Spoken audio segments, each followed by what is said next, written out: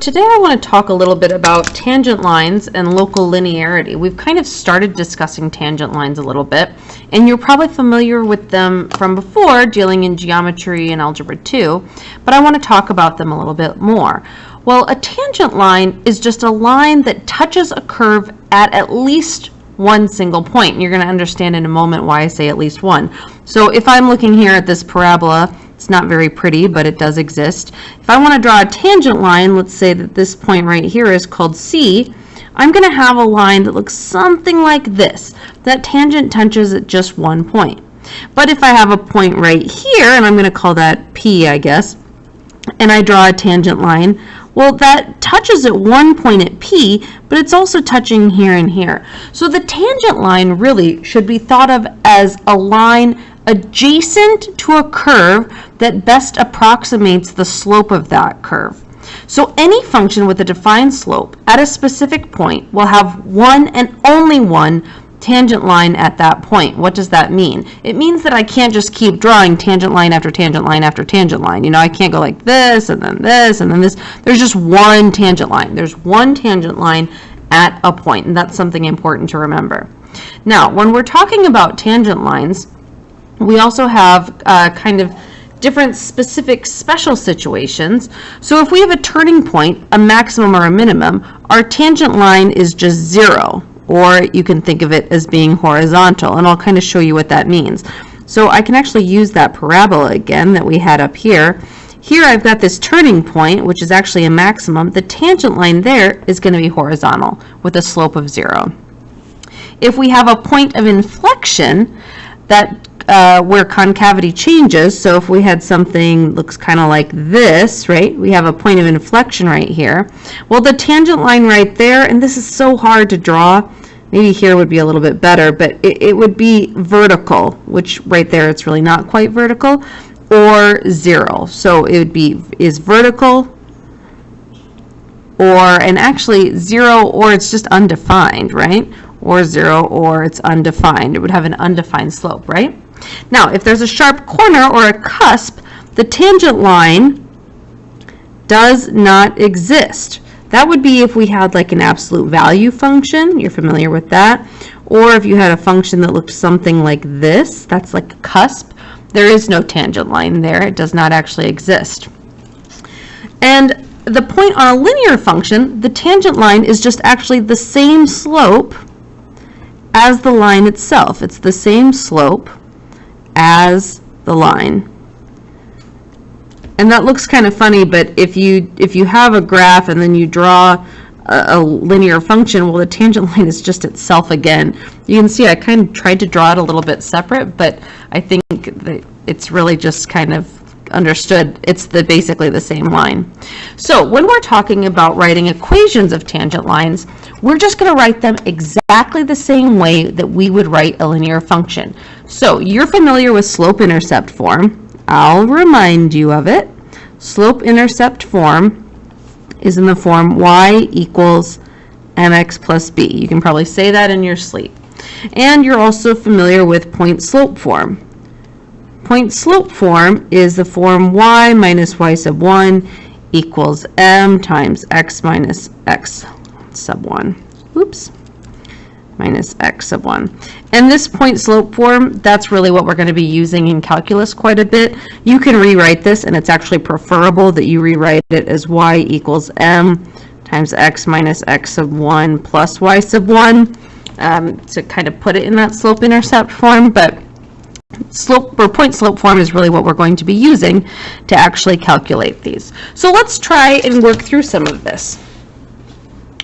We want to consider the radical function y equals the square root of x. The slope, or general derivative of this function at any given value of x is in its domain is represented by f prime of x equals 1 over 2 radical x. This here is the derivative, and this is what we're working towards. This is what we'll be talking about next. But let's deal with this first. We want to find the slope of f of x at radical x of f of x equals the square root of x at x equals 9, excuse me.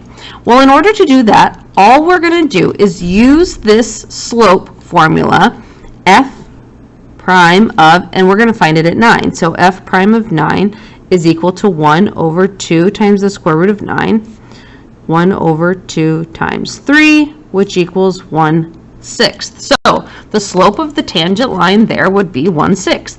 Now we want to write an equation for the local linearization of f near x equals 9. Well, what is local linearization? We talked about that before. That's when we have, like, if we're zooming in closer and closer and closer and closer and closer to that tangent line, and I kind of draw like a close-up version of it, local linearization is where that tangent line is being used to estimate between there. So let's write that equation. An equation here is going to be y minus, or y equals 1/6 times x minus 9 plus 3. Now, how did we get that? Well, in order to get that, first, we had to find what our point was. So we had x is 9. So when x is 9, y is equal to the square root of 9, which equals 3. So the point we're using here is 9 comma 3, right? And in order to get this, we're going to have y minus 3 equals 1/6. That's our m, times x minus 9 plus, not plus 3. You can see, though, that I add 3 over here to get this, right? So let's use this to actually estimate the value of the square root of 9.1. Well, in order to do that, what would 9.1 be? I'm going to use this formula. So y would equal 1/6 times 9.1 minus 9 plus 3, which is just going to be y equals 1/6 times 0.1 plus 3. 1/6 is 0.66666 repeating, right? And times 0.1, we're going to get y equals 0.0166667 plus 3. So this just equals 3.016666667, something kind of like that. All right, so now let's graph this function and its tangent line at x equals 9. Well, I've actually already graphed the function for us, but now I'm going to graph our tangent line. Well, 9 is right here, right? 9 is right here. And in order to graph this tangent line, I'm just going to draw something kind of like this. Now, this is really ugly, and I probably should have used a straight edge, but I think you get the idea. And what we need it for is part E here. Explain whether the answer to C is an over or an underestimate for the actual graph of the square root of 9.1, and justify using the graph. Well, this is concave down. Our graph here is concave down. So the estimate is going to be an overestimate because our tangent line is above the function. You can see that. Right here, we're writing just on top of the function, so our estimate isn't quite as exact as the function itself. So this is an overestimate because the tangent line lies above the function f of x.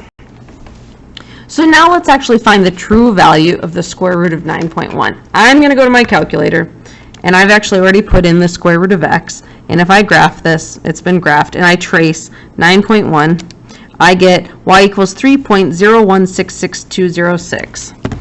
Y equals 3.0166206. And if you look here, it's kind of hard for me to show you both at once. You can kind of see at the top and the bottom of the page here. 3.0166206, 3.016666667. These are pretty close to one another, right? So we don't have the exact answer here in our estimate, but we did get very, very close. And when we're doing the AP exam, we only need to use 3 decimal places. So actually here we got incredibly close. So our estimate is working and our tangent line really is useful. So finally, would our linear approximation bee formula also be an accurate tool to measure the square root of 25? Why or why not? I want you to take 1 second and think about that. Pause. Okay, come on back. Why would this be appropriate, yes or no? Well, hopefully you thought about it a little bit and you came up with the answer no. This would not be appropriate because it's too far away from radical 9, right? So radical 25 is too far away from the point of tangent line, from our tangent line. I'll just write tangent line. Because if we were going to use radical 25 is somewhere out here, we're going to want to have a more accurate tangent line in order to get an accurate estimate around there. So hopefully that makes sense to you. Any questions that you have, please leave in the comments, and I will answer them during class, and I look forward to seeing you soon. Bye!